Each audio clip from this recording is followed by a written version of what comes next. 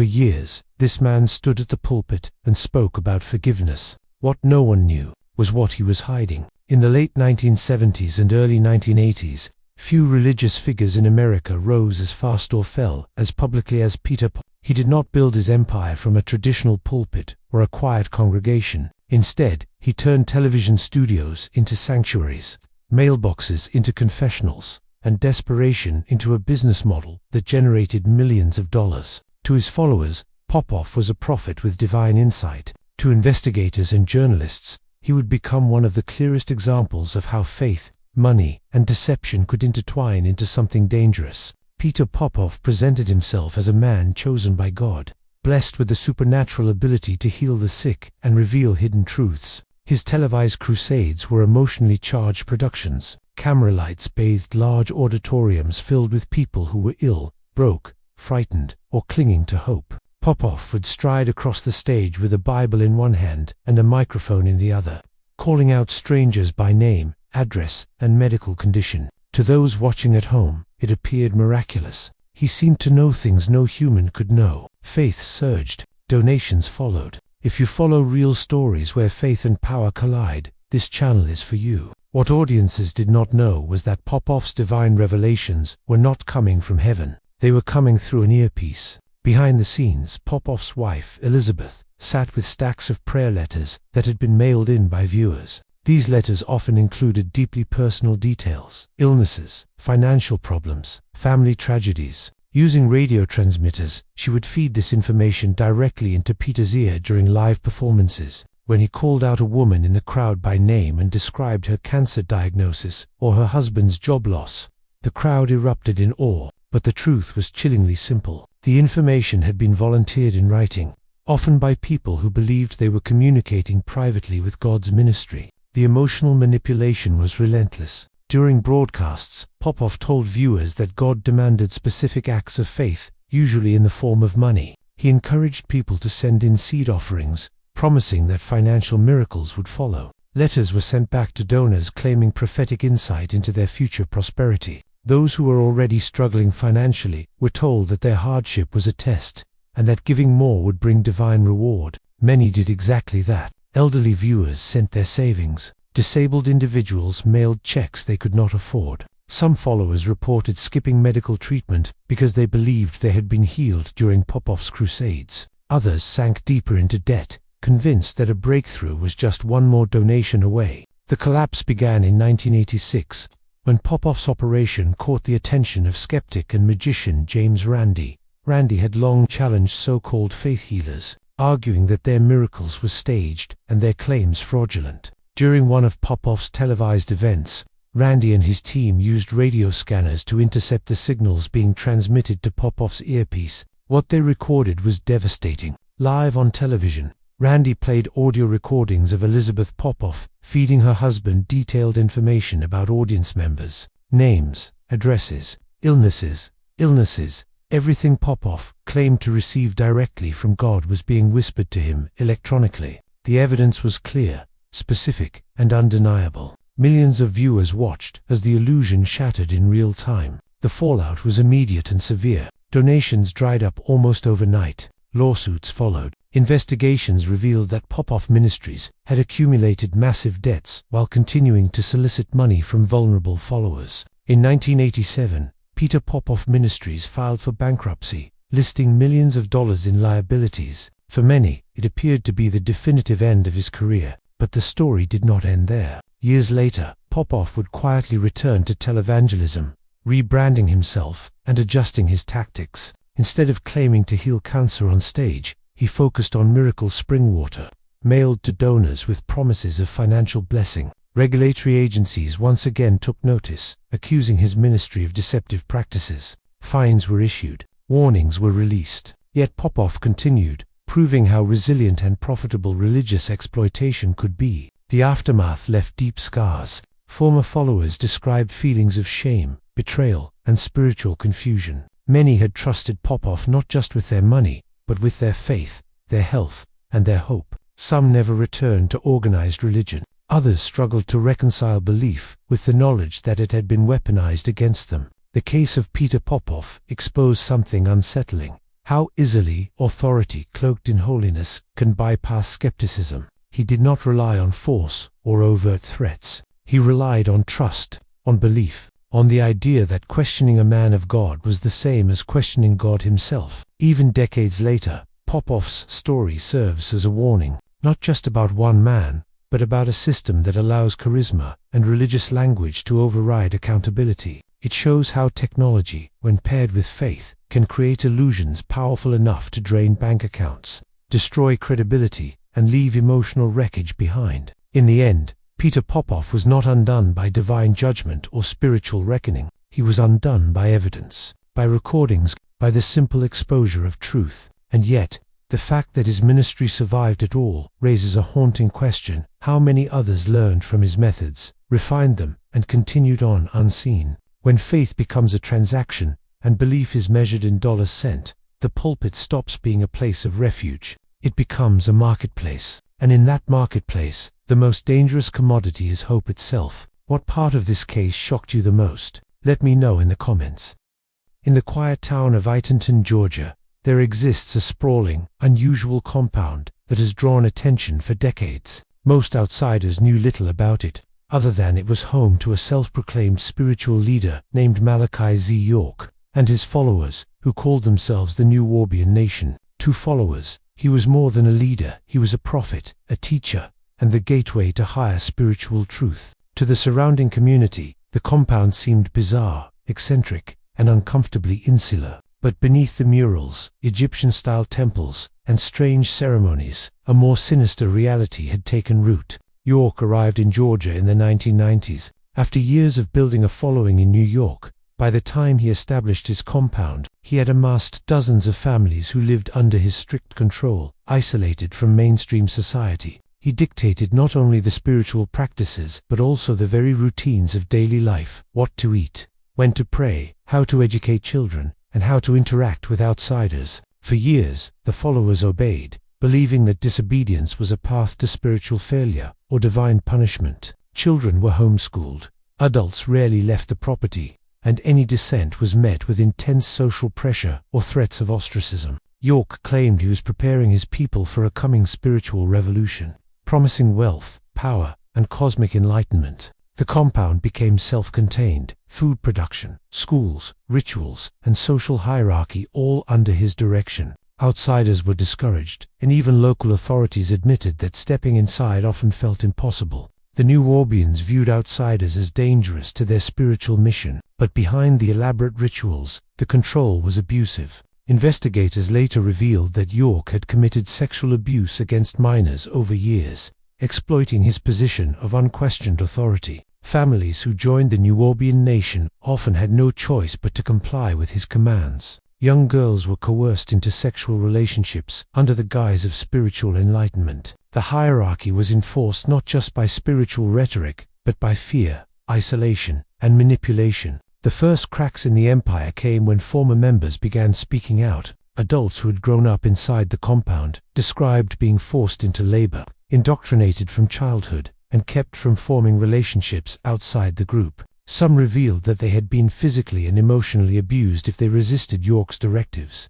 Neighbors recalled seeing children working long hours in the gardens, adults under strict surveillance, and families that never questioned York's authority, even when the laws of the outside world would normally have intervened. In 2002, the FBI launched an investigation after mounting reports of abuse, fraud, and sexual exploitation. York had been using the compound not only to control his followers but also to launder money, falsify documents, and maintain an image of legitimacy. The agents uncovered evidence of systemic child sexual abuse, financial fraud, and manipulation so pervasive that it had taken decades to surface publicly. The trial was extensive. Former followers testified about the psychological control, the grooming of minors, and the intense fear that pervaded every aspect of life inside the compound. Prosecutors painted a picture of a community that, while outwardly cohesive, was internally fractured by coercion, secrecy, and terror. York was convicted on multiple counts, including child molestation and fraud, and sentenced to over 135 years in federal prison. Yet, despite the conviction, the cult did not completely vanish. Some factions of the New Warbian Nation remain active today, scattered across Georgia and neighboring states, maintaining their beliefs and rituals in smaller, more private circles. They continued to follow some of York's teachings, illustrating how powerful and persistent the control of a charismatic leader can be. Even after legal intervention, the ideological grip over his followers persists, demonstrating the long shadow a cult can cast. For the surrounding communities, the new Warbian nation serves as a chilling reminder. Cults are not merely historical oddities. They operate quietly, sometimes invisibly, in towns and neighborhoods where ordinary life seems normal. And the most dangerous aspect is the manipulation of trust, faith, and loyalty, which can trap victims for decades, long before the outside world ever notices. The haunting takeaway is clear: a charismatic figure, a promised spiritual truth, and absolute control over a community can turn ordinary families into tools of exploitation, all under the guise of salvation. What part of this case shocked you the most? Let me know in the comments. In the hills near Waco, Texas, a religious community flourished under the leadership of David Koresh, a man who claimed divine insight, absolute authority, and the destiny to guide his followers through the end times. To his supporters, Koresh was more than a pastor. He was a prophet, a messiah who interpreted scripture with uncanny precision. To outsiders, the Branch Davidian compound at Mount Carmel appeared mysterious, insular, and heavily fortified, a place of devotion that grew increasingly isolated from the surrounding world. Koresh, born Vernon Howell, joined the Branch Davidians in the early 1980s and quickly rose through the ranks due to his persuasive charisma, profound understanding of scripture, and ability to inspire loyalty. By the mid-1980s, he had assumed control of the community and rebranded it under his own vision, attracting devoted followers who were willing to give him complete authority over their lives. He preached about the imminent apocalypse, emphasizing that only those who adhered strictly to his teachings would survive. Life in the compound was regimented, tightly controlled, and focused on Koresh's interpretation of biblical prophecy. Adults were required to study scripture for hours each day, learn survival techniques, and participate in communal labor. Children were raised according to strict religious and social rules. Followers were often encouraged to sever ties with family members outside the group to ensure total loyalty. Koresh exercised control over marriages, relationships, and even the education of children, making the community an isolated ecosystem under his dominion. Beneath the veneer of religious devotion, disturbing patterns emerged. Koresh exercised authoritarian power over his followers, including psychological manipulation and sexual exploitation. Several adult women, some of them very young, testified after the siege that Koresh used his religious authority to justify sexual relationships, claiming divine sanction for his actions. Children were exposed to violent teachings, militarized instruction, and apocalyptic rhetoric. The community functioned as a tightly woven hierarchy, with Koresh at the apex, enforcing obedience and suppressing dissent through fear of divine retribution and spiritual condemnation. Tensions with the outside world escalated in 1993 when allegations of illegal firearms possession, tax violations, and child abuse surfaced. The Bureau of Alcohol, Tobacco, and Firearms (ATF) began investigating the compound, suspecting that Koresh and his followers were stockpiling weapons and preparing for violent confrontation. Surveillance and undercover operations confirmed large numbers of firearms, which heightened federal concern, especially given Koresh's apocalyptic preaching. Negotiations and attempts to intervene peacefully were complicated by the community's deep mistrust of outsiders and Koresh's insistence that they were fulfilling God's plan. The situation reached a climax on February 28, 1993, when the ATF attempted a raid on the compound. The initial confrontation turned deadly, resulting in a shootout that left 4 federal agents and 6 Branch Davidians dead. The failed raid triggered a tense 51-day siege, during which Koresh continued to assert control, communicating with negotiators while reinforcing apocalyptic narratives and claiming divine authority to dictate the fate of the group. The standoff was characterized by psychological manipulation, as Koresh convinced followers that surrender would mean spiritual death and that only faithfulness could ensure salvation. Inside the compound, conditions deteriorated. Followers were confined, resources were limited, and fear escalated as federal agents maintained a surrounding perimeter. Koresh maintained authority through a combination of scripture, personal charisma, and the threat of eternal damnation. he continued to instruct followers in preparation for what he claimed would be a confrontation with end-time forces. Children, women, and men alike remained obedient, largely because their worldview had been shaped to perceive obedience as the path to survival. Negotiations with federal agents continued for weeks, with occasional releases of some children and limited communications. However, the breakdown of trust and miscommunication led to a tragic conclusion on April 19, 1993, when the FBI launched an assault using tear gas to force the occupants to surrender. A fire erupted inside the compound under circumstances that remained controversial. By the end of the day, 76 individuals, including David Koresh, perished. Among the dead were men, women, and children, many of whom had been fully indoctrinated into Koresh's apocalyptic vision and who believed that surrender would bring divine punishment. The aftermath of the Waco siege left a lasting impact on the United States. Families of survivors struggled with grief, trauma, and anger at both Koresh and the federal authorities. The tragedy sparked nationwide debates about government overreach, the dangers of cult leadership, and the vulnerability of isolated communities to extreme ideologies. The compound, once a center of religious devotion, became a symbol of catastrophic faith, authoritarian control, and the deadly consequences of unchecked charisma. Investigators and psychologists analyzing the Branch Davidians highlighted several key factors that allowed Koresh to maintain power over the group. Isolation from the outside world, the creation of an all-encompassing belief system, strict enforcement of obedience, and the use of fear as a tool of control. These mechanisms, combined with apocalyptic ideology, created a community in which rational dissent was nearly impossible and survival was equated with unwavering loyalty. Even decades later, the story of the Branch Davidians serves as a warning about the enduring power of cults. It illustrates how charismatic leaders can manipulate religious doctrine, exploit psychological vulnerabilities, and create closed systems where obedience overrides personal morality. The lessons remain relevant for law enforcement, psychologists, and communities seeking to identify and intervene in dangerous cults before tragedy strikes. The haunting reflection is clear: when belief becomes absolute, and authority goes unchallenged, devotion can become deadly. How many communities today may be quietly following similar doctrines, awaiting guidance from a leader whose words could determine life or death?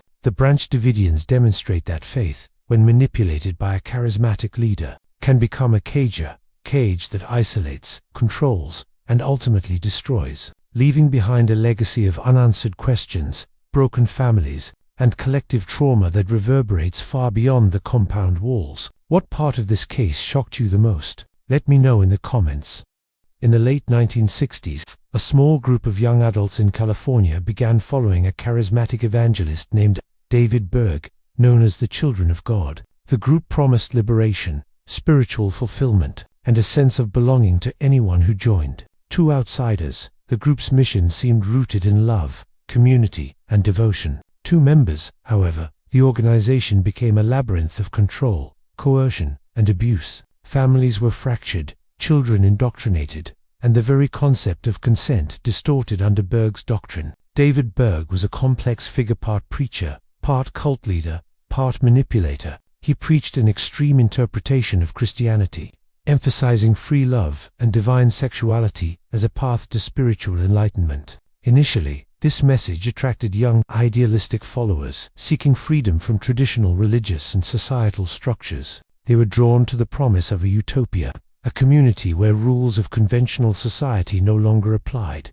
and where spiritual authority superseded all else. The early days were marked by communal living, missionary work, and outreach programs. Children born into the group were often educated within the community, shielded from the outside world, and indoctrinated from a very young age. Adults were expected to adhere strictly to Berg's teachings, which included radical sexual practices. The doctrine of flirty fishing, in particular, encouraged female members to use sexual relationships, sometimes with strangers, as a form of evangelism. While Berg framed this as spiritual work, it quickly became exploitative, coercive, and abusive. Over the years, allegations began to surface about sexual abuse within the group. Children described being exposed to sexual activity from a young age, pressured into sexual relationships, and manipulated into believing that obedience to Berg's teachings was necessary for spiritual survival. Parents who were followers often participated in the practices themselves, blurring boundaries and making it nearly impossible for children to escape or seek help. The community's isolation reinforced this dynamic. Living on compounds or in remote locations, members had little contact with outsiders who might question the practices or intervene. Berg maintained control through a combination of charisma, doctrinal authority, and strict internal hierarchy. Letters, teachings, and directives were distributed regularly, dictating everything from sexual practices to labor, prayer schedules, and social interactions. Members who questioned the leader or resisted his orders faced ostracism, spiritual condemnation, and emotional manipulation. Those who tried to leave were often subjected to public shaming, emotional coercion, or threats of spiritual damnation. By the 1980s and 1990s, the group had spread internationally, establishing communities in Europe, Africa, and South America. Despite its global expansion, allegations of abuse followed the organization.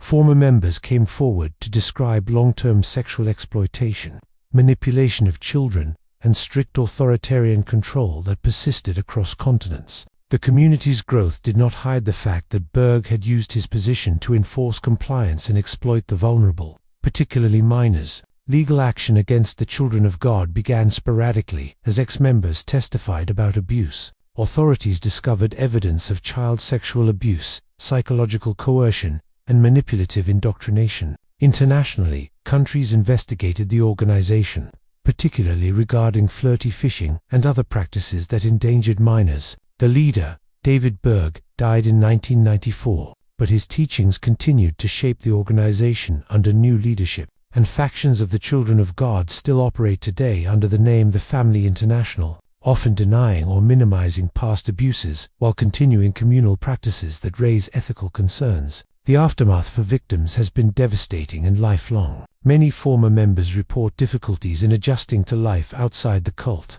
struggling with trauma, trust issues, and the psychological imprint of decades-long manipulation. Children raised in the group often lacked formal education or socialization skills outside the community, making integration into mainstream society challenging. Survivors also report difficulty processing the betrayal of parental figures who participated in the abusive practices, compounding the psychological damage. Psychologists analyzing the Children of God cite several core mechanisms that enabled the group's abuses: isolation, control of knowledge, manipulation of morality, and the creation of an insular environment in which dissent was impossible. Berg's emphasis on divine authority created a structure where questioning leadership was framed as sin or disobedience to God. Over time, members' identities were subsumed into the group's ideology, and the distinction between personal choice and coercion became nearly non-existent. The legacy of the Children of God is a cautionary tale about the dangers of charismatic authority combined with isolation and manipulation.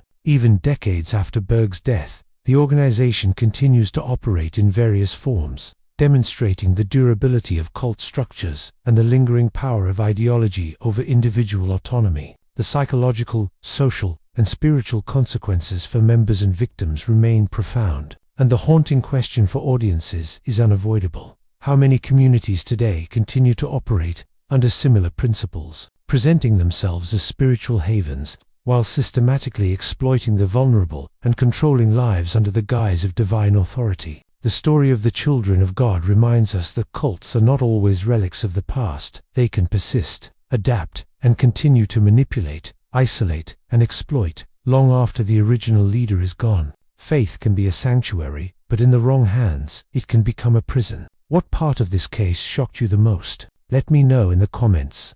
In the late 1960s, California was a place of cultural upheaval, of flower children, music, and countercultural experimentation.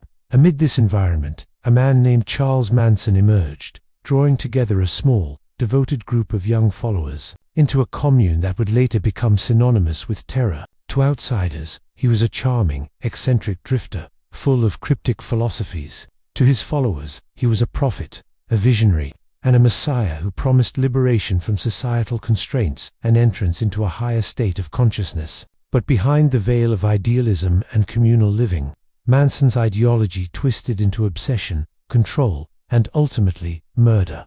Manson's early life was turbulent. He had spent much of it in reform schools and prisons, gaining a deep understanding of manipulation and power over vulnerable individuals. He gravitated toward young people who were disillusioned, emotionally fragile, and searching for meaning in a society undergoing profound transformation. He promised them freedom, acceptance, and a community where they could escape the perceived oppression of mainstream culture. By the mid-1960s, his family had gathered in the California desert and later at Spahn Ranch, a dilapidated movie set that became the epicenter of their activities.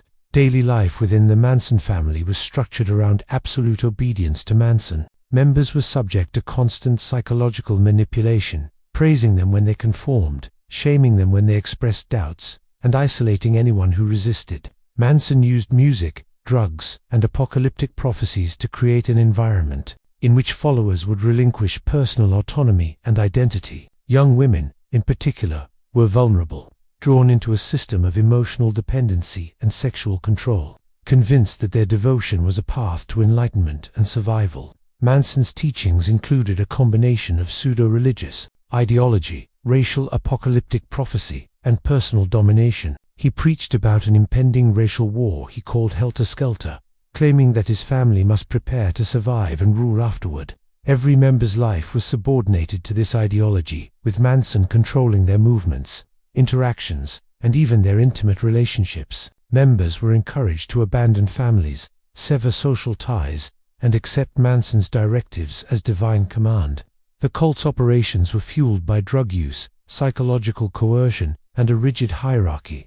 Manson exerted control not only over daily activities, but also over thought processes, beliefs, and emotions. Followers were often isolated from outside influence, immersed in communal life, and subjected to long sessions of indoctrination through repetition, music, and ritual. The combination of drugs and emotional dependency made questioning Manson nearly impossible. Resistance was framed as spiritual failure or disloyalty to the group. In the summer of 1969, Manson's control turned deadly. Seeking to ignite the apocalyptic war he had predicted, he directed his followers to commit a series of brutal murders in Los Angeles. The most infamous of these occurred on August 8th to 9th, when followers brutally murdered actress Sharon Tate, who was 8 months pregnant, and 4 others in her home. The following night, Manson orchestrated additional killings at the home of Leno and Rosemary LaBianca. The methods were horrific. Victims were stabbed, beaten, and mutilated, with messages carved into walls, intended to spread terror and signal the onset of helter-skelter.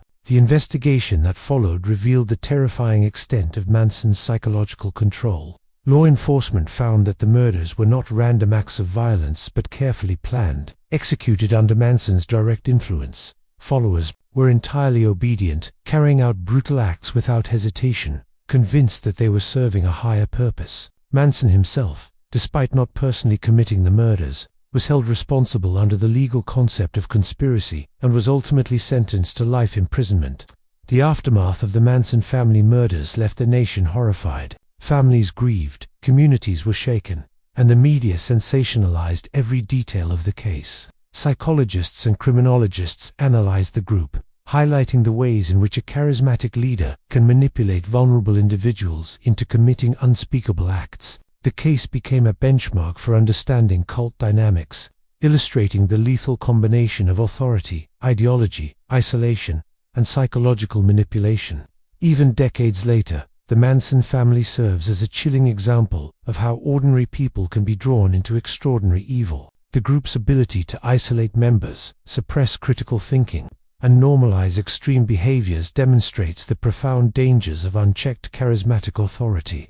Manson's death in 2017 did not erase the psychological scars inflicted on survivors, families, or society at large. The story continues to serve as a stark warning about the seductive power of cult leaders and the destructive consequences of absolute obedience. The lasting question for the audience is unavoidable. How can a single individual, armed with charisma, ideology, and the ability to manipulate minds, lead others to commit horrific acts that they might have never imagined themselves capable of? The Manson family is a dark testament to the enduring threat of cults. Even in modern society, where information is widely accessible and awareness of cult tactics is greater, the core dynamics, charismatic authority, isolation, and psychological manipulation remain potent.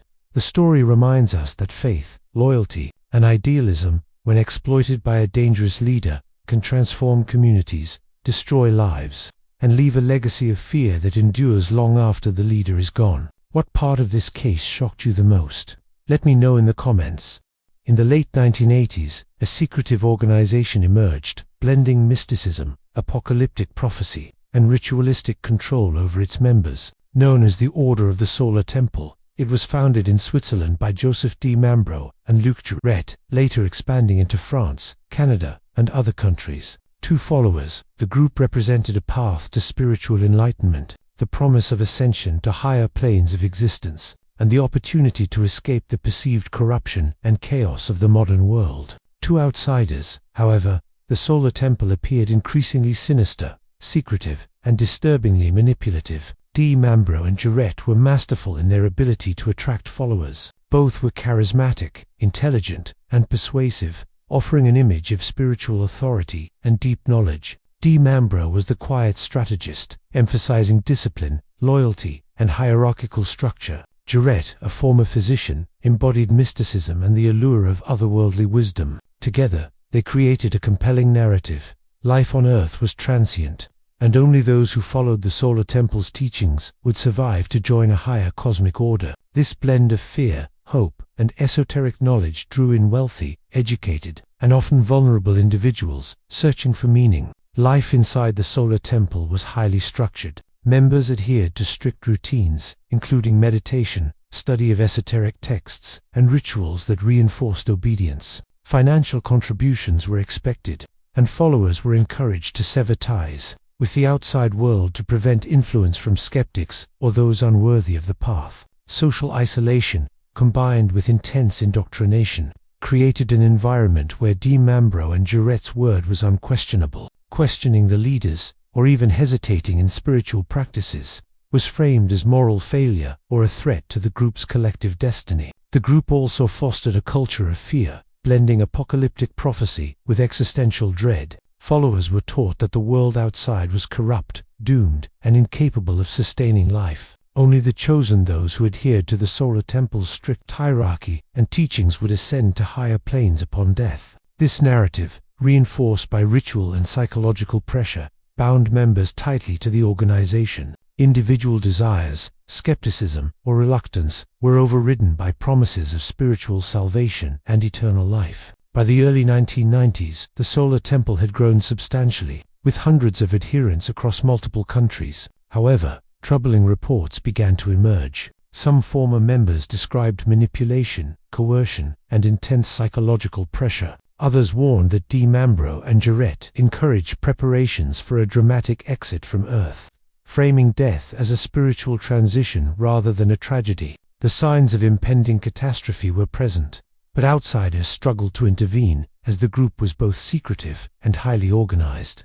In 1994, the warnings became a horrifying reality. In Switzerland and France, authorities discovered multiple mass deaths involving members of the Solar Temple. Bodies were found arranged ceremoniously, often dressed in ritualistic garb, with indications of both murder and ritual suicide. Many victims had been heavily sedated, making it clear that compliance was enforced through chemical as well as psychological means. Investigators concluded that these deaths were not isolated incidents, but part of a coordinated plan orchestrated by the leadership, designed to facilitate what the cult termed ascension to the next level. The investigation revealed a chilling picture of manipulation and control. Followers had been gradually conditioned to accept death as a necessary step in their spiritual journey. Letters, journals, and testimonies described D. Mambro and Jouret presenting this final act as both inevitable and glorious. Many victims had willingly participated, convinced that they were achieving spiritual liberation.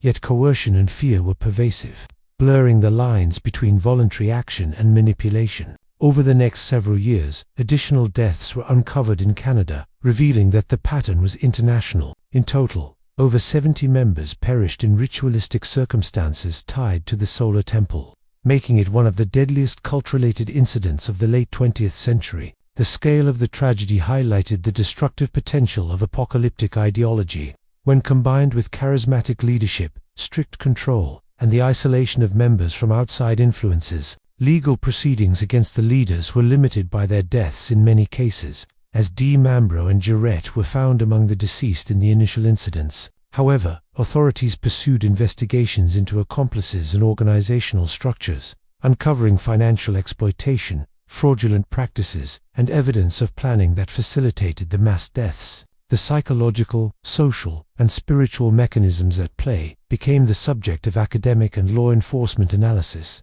contributing to understanding how cults maintain control and why members comply even in the face of death. The aftermath for surviving families and communities was devastating. Parents lost adult children who had been convinced to leave homes and sever familial ties. Friends and colleagues were left grappling with the incomprehensible nature of the events. Survivors reported long-term trauma, difficulties reintegrating into society, and persistent psychological effects from their experiences in the group. The communities around the compound were shaken, confronting the reality that such manipulation could lead to coordinated mass death under the guise of spiritual enlightenment. Psychologists studying the Solar Temple highlighted several key factors enabling such control: charismatic authority, apocalyptic narrative, isolation from societal norms, and the creation of a closed system in which obedience became a survival mechanism. The leaders exploited followers' search for meaning and belonging, transforming devotion into a tool of ultimate control. The deliberate framing of death as ascension demonstrates the horrifying lengths to which cult leaders can manipulate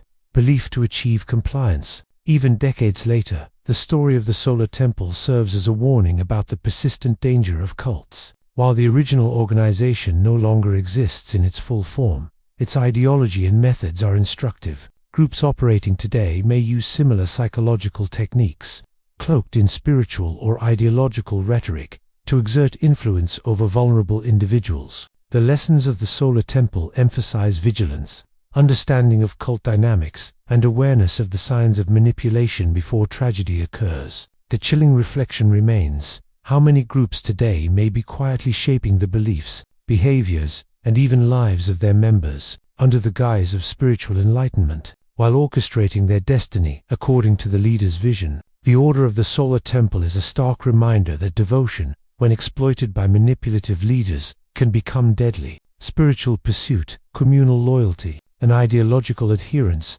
when weaponized by those in power, can culminate in unimaginable tragedy, leaving behind communities and families forever altered, and a haunting legacy that serves as both warning and testament to the dangers of unchecked authority. What part of this case shocked you the most? Let me know in the comments. In the early 1970s, a quiet Canadian town became the epicenter of one of the most disturbing cults in North American history. Known as the Anthill Kids, this group was led by a man named Paul Schaefer, a former German preacher with ties to abusive ideologies and an authoritarian background. Though the group was technically based in Canada, its operations, members, and influence extended to the US, drawing attention from both countries' authorities. To outsiders, it appeared as an isolated religious commune. To those who joined, it was an all-encompassing world controlled by Schaefer, where obedience was demanded, dissent punished, and fear used as a constant instrument of control. Paul Schaefer arrived in Canada in the early 1970s, fleeing prosecution in Germany for crimes involving child abuse. Charismatic, seemingly spiritual, and persuasive, he established the commune in the town of Saint-Anne-de-Bellevue, Quebec, attracting families seeking a devout, disciplined lifestyle. His followers were promised a life of moral purity, discipline, and spiritual enlightenment. For Schaefer, this was an opportunity to exercise unchecked authority, build a loyal following, and insulate his actions from external scrutiny. Daily life within the commune was regimented. Children and adults alike were subjected to strict routines, including long hours of manual labor, religious study, and public confessions of perceived sins. Individual identity was suppressed, with communal living enforcing dependence on the group and its leader. Education, recreation, and even meals were dictated by Schaefer and his inner circle, ensuring that members internalized obedience as both practical necessity and spiritual duty. The control extended into the psychological and sexual realms. Schaefer exploited his position as a spiritual leader to commit sexual abuse against children, framing his acts as divine instruction. Families indoctrinated by decades of strict religious ideology. either participated willingly or remained silent, convinced that Schaeffer's authority was unquestionable. Children were especially vulnerable, raised in an environment where dissent was equated with sin or spiritual failure. Emotional manipulation, fear of punishment, and isolation from society reinforced this hierarchy, creating an environment in which abuse could continue unchecked for years. Members were instructed to sever ties with the outside world, letters were censored, outside friendships discouraged, and those attempting to leave faced intimidation or public shaming. This isolation ensured that few could intervene, giving Schaeffer a near-total grip on the lives of his followers. Even minor infractions were punished, often through labor, humiliation, or threats of divine retribution. This fear-driven obedience became the mechanism through which Schaeffer maintained control, ensuring the commune's cohesion and secrecy. The commune's practices drew attention in the 1980s and 1990s when former members began speaking out.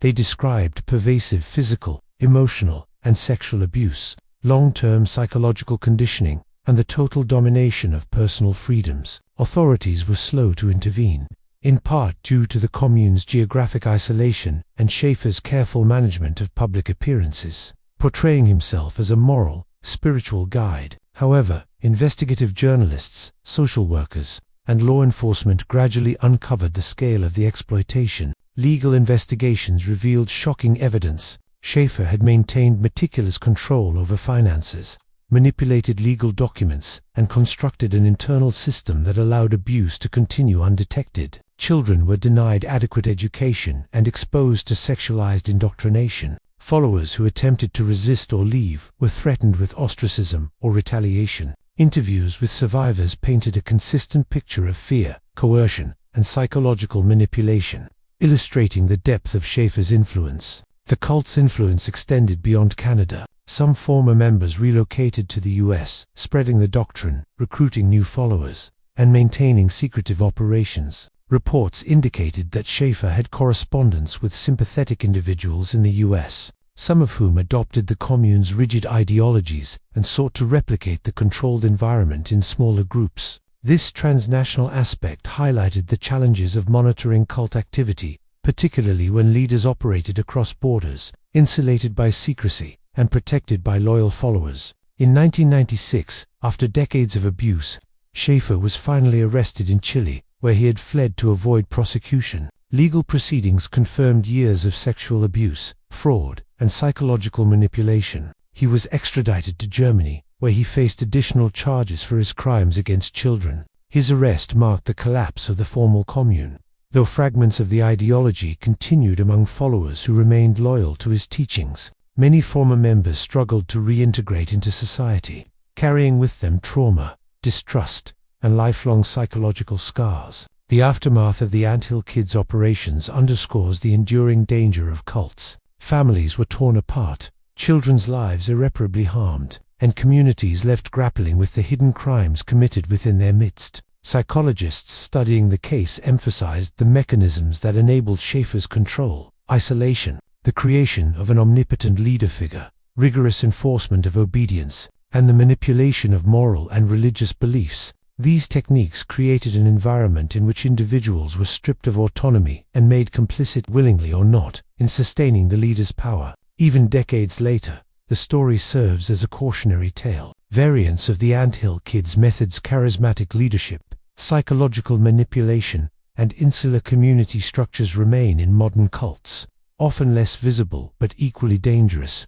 The persistence of these dynamics highlights the need for awareness, vigilance, and intervention when signs of coercive control appear. The haunting reflection for audiences is unavoidable. How many communities today may still operate under the guise of spiritual guidance, manipulating lives, exploiting the vulnerable, and isolating members from the outside world? While their leaders evade scrutiny for decades, the Anthill Kids demonstrate that even seemingly idyllic communities can harbor extraordinary cruelty. Faith, when weaponized by manipulative leaders, becomes a prison. Obedience, when enforced through fear and isolation, can perpetuate exploitation across decades and borders. The story is a stark reminder that vigilance, awareness, and understanding of cult dynamics are essential to prevent history from repeating itself in new forms. Often under the guise of spiritual or ideological legitimacy, What part of this case shocked you the most? Let me know in the comments.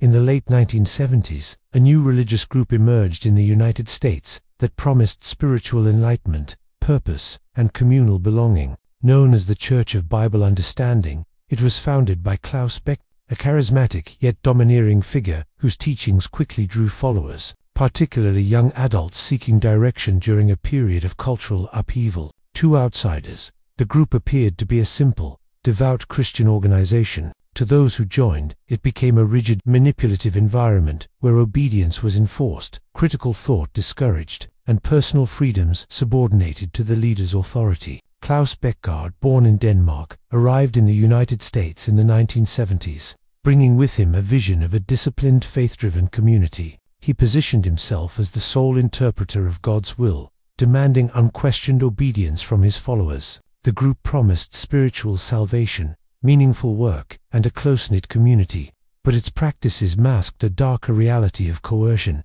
exploitation, and control. Beckgaard's teachings were layered with apocalyptic warnings, moral absolutism, and an insistence that the faithful submit completely to his guidance. Daily life within the Church of Bible Understanding was tightly structured. Members lived communally, often in densely packed urban residences, working long hours to support the church financially. Young followers were indoctrinated into a strict moral and behavioral code, with every aspect of their lives monitored. Personal decisions, romantic relationships, and even social interactions were subject to scrutiny and approval by church authorities. Obedience was reinforced through praise, public affirmation, and, conversely, through shaming, isolation, or spiritual condemnation for those who questioned the hierarchy. One of the most troubling aspects of the Church of Bible Understanding was the financial exploitation of its members. Followers were expected to contribute large portions of their earnings to the organization, often relinquishing personal assets to maintain the church's operations. Beckgaard and his inner circle controlled finances meticulously, ensuring that dependence on the church was absolute. Those who resisted or hesitated to comply faced manipulation and pressure, reinforcing a cycle of economic and emotional dependency. The church operated a number of businesses under its control, with members working in restaurants, cafes, and publications, often for minimal or no pay. While funds were funneled to the leadership, the church also exercised strict control over ideology and thought. Education, media consumption, and external relationships were restricted to prevent members from encountering conflicting ideas. Beckgaard delivered frequent sermons, writings, and directives emphasizing the spiritual superiority of the church, the corruption of the outside world, and the moral imperative of obedience. Through these methods, members internalized the belief that their devotion and labor were not only spiritually necessary, but essential for their salvation and the church's survival.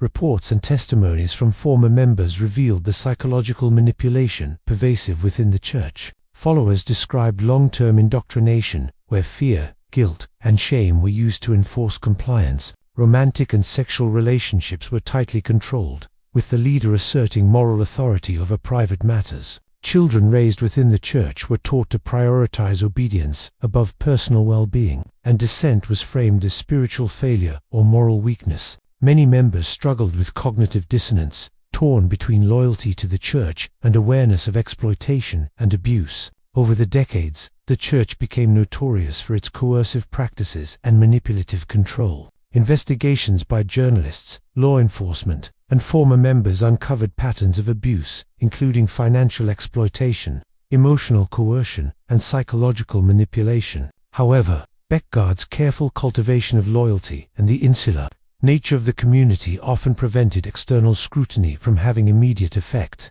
The church's survival relied on secrecy, obedience, and the internalization of authority, all of which allowed abusive practices to persist for years. The consequences for members and their families were profound. Many former followers reported lasting psychological trauma, difficulties in reintegrating into society, and ongoing struggles with financial and personal autonomy. The manipulation and control exerted by Beckgaard and the church leadership left deep emotional scars, particularly for those who had joined as young adults or children. Families outside the church were often alienated, as the group's teachings encouraged severing external ties to maintain internal cohesion. Legal and psychological analysis of the Church of Bible Understanding highlighted several mechanisms of control, common to dangerous cults: isolation from external influence, centralized authority vested in a charismatic leader, indoctrination through repetitive teachings and ritual, and systematic exploitation of members, labor, and resources. These mechanisms created a closed environment in which critical thought was discouraged. Autonomy was eroded, and obedience became both a survival strategy and a moral imperative. Even today, remnants of the Church continued to operate in various forms, though diminished in size and influence. The story of the Church of Bible Understanding underscores the enduring nature of cult dynamics. The combination of ideology, charisma, control, and exploitation can persist across decades, adapting to new contexts while maintaining the core mechanisms of manipulation. Survivors continue to testify about their experiences, emphasizing the psychological and spiritual impact of prolonged exposure to coercive authority and absolute obedience. The chilling reflection for audiences is unavoidable. How many groups today continue to operate under the guise of faith, manipulating devotion and exploiting loyalty, while maintaining strict control over every aspect of their followers' lives? The Church of Bible Understanding is a stark reminder that even in modern society, spiritual pursuit can become a trap when power is concentrated in the hands of manipulative leaders. Faith can be a source of inspiration and community, but when weaponized by authority, it can erode autonomy, exploit the vulnerable, and leave lasting damage on lives and communities. The story serves as a warning, illustrating that vigilance, awareness, and understanding of cult dynamics are essential to prevent the repetition of such abuses in contemporary groups. What part of this case shocked you the most? Let me know in the comments. In the early 1970s, a religious movement emerged in the United States that combined New Age spirituality, apocalyptic prophecy, and a fascination with extraterrestrial life. Known as Heaven's Gate, it was founded by Marshall Applewhite and Bonnie Nettles, who became the charismatic figures at the center of the movement. Two followers, Applewhite and Nettles, were guiding them toward salvation, offering a path to escape the corruption and limitations of Earth. To outsiders, the group appeared eccentric, cloistered, and increasingly isolated, yet its ultimate impact would shock the world and leave a chilling legacy. Marshall Applewhite, a former music teacher from Texas, was a complex and enigmatic figure, intelligent, persuasive, and deeply charismatic. He found his calling in guiding individuals toward what he described as a higher evolutionary state. Bonnie Nettles, known as T, was a nurse with spiritual insight who joined Applewhite in creating a theology that fused Christian eschatology, UFO beliefs, and rigorous behavioral discipline. Together, they cultivated a doctrine that promised transcendence through obedience, asceticism, and spiritual preparation. Life within Heaven's Gate was highly regimented. Members adopted strict dietary rules, clothing codes, and a communal lifestyle designed to minimize attachment to the material world. Personal relationships, sexuality, and emotional expression were tightly controlled, framed as distractions from spiritual progress. Applewhite emphasized detachment from worldly desires, teaching that only through complete renunciation and obedience could members ascend to the next level, a term for the alleged extraterrestrial salvation awaiting those who completed the program. The group's isolation was both physical and psychological. Members were encouraged to cut ties with family and friends outside the movement, believing that outsiders were spiritually unenlightened and potentially corrupting. Communication with the outside world was restricted, with the internet, media, and other societal influences framed as distractions from spiritual purpose. Daily routines included meditation, study of Applewhite's writings, communal labor, and rigorous self-discipline. Individual identity was emphasized in favor of collective purpose and absolute obedience to leadership. Psychological control was central to the group's power. Applewhite and Nettles used a combination of charisma, fear of exclusion, and promises of salvation to maintain compliance. Members were taught that questioning authority was equivalent to spiritual failure and would jeopardize their ascension. Peer pressure reinforced adherence, as the group maintained tight social bonds and constant surveillance of behavior. The combination of spiritual promise and fear created an environment in which obedience was perceived as both desirable and necessary for survival. The group became increasingly secretive in the 1980s and 1990s. After Nettles' death in 1985, Applewhite intensified his messaging, claiming that he and his followers were preparing to leave Earth physically and spiritually. The doctrine evolved to include the belief that a spacecraft would come to transport them to a higher plane, and that death on Earth could facilitate this ascension. The teachings framed self-denial, communal living, and obedience as essential preparation for the transition, creating a controlled environment in which members internalized the idea that their lives on Earth were temporary and secondary to the ultimate mission. By the 1990s, Heaven's Gate had relocated to California, living in large, modest houses where every aspect of life was monitored and regulated. Followers meticulously documented their routines, maintained strict hygiene and grooming standards, and adhered to Applewhite's guidance on diet, work, and behavior. The group also adopted unique cultural identifiers, matching clothing, specific hairstyles, and a highly controlled social environment that reinforced group cohesion and distinction from the outside world. Tragically, the movement culminated in 1997 with the mass suicide of 39 members in Rancho Santa Fe, California. The individuals, ranging in age from young adults to middle-aged members, were found dressed identically, with plastic bags over their heads, reclining neatly in rows. The act was carefully planned, with the members believing that their physical deaths would allow them to board a spacecraft trailing the Hale-Bopp comet, fulfilling the prophecy of ascension to the next level. The meticulous nature of the preparations, from clothing to orderly arrangement, reflected the intense control and indoctrination exerted by Applewhite, who died alongside his followers. Investigations revealed the extent of psychological manipulation and absolute obedience within the group. Applewhite had cultivated an environment where rational skepticism was suppressed, and where loyalty to his vision was equated with spiritual survival. Members voluntarily relinquished personal autonomy, family ties, and even their lives, convinced that they were following a divinely ordained plan. Journals, letters, and video recordings uncovered during the investigation illustrated the depth of devotion and the effectiveness of long-term indoctrination. The aftermath of the Heaven's Gate tragedy left families and communities struggling to comprehend the scale of the manipulation. Loved ones who had joined the group willingly did so under extreme psychological influence, raising complex questions about consent, free will, and the power of charismatic authority.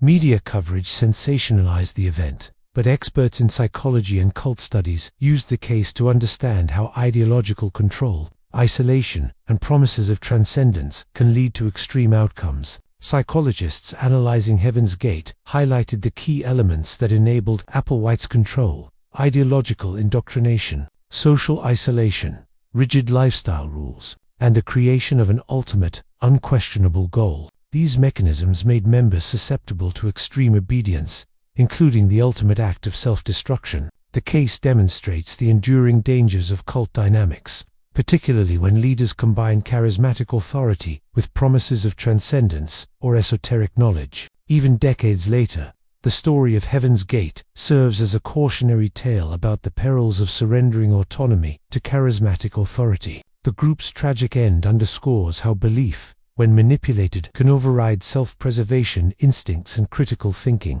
The psychological imprint on surviving families and observers remains profound, illustrating the long-term consequences of such extreme devotion. The haunting reflection for audiences is unavoidable. How far can belief be stretched when charismatic leaders promise salvation, higher purpose, and the ultimate escape from earthly existence? And what prevents such tragedies from occurring again in hidden communities today? Heaven's Gate reminds us that spiritual pursuit, when controlled and manipulated, can become deadly. Even in an age of information, vulnerability to charisma, isolation, and absolute authority persists. The story serves as both a historical account and a warning. Unchecked control over belief and behavior can transform faith into a prison, devotion into compulsion, and hope into tragedy. What part of this case shocked you the most? Let me know in the comments. For more real-life crime stories, subscribe and stay tuned for the next deep dive. Every story you've seen today reveals the power of manipulation, the danger of blind obedience, and the chilling reality that some communities continue to operate in secrecy, exploiting the vulnerable under the guise of faith or ideology. Don't miss our next exploration into the dark corners of human behavior, where truth is stranger and darker than fiction.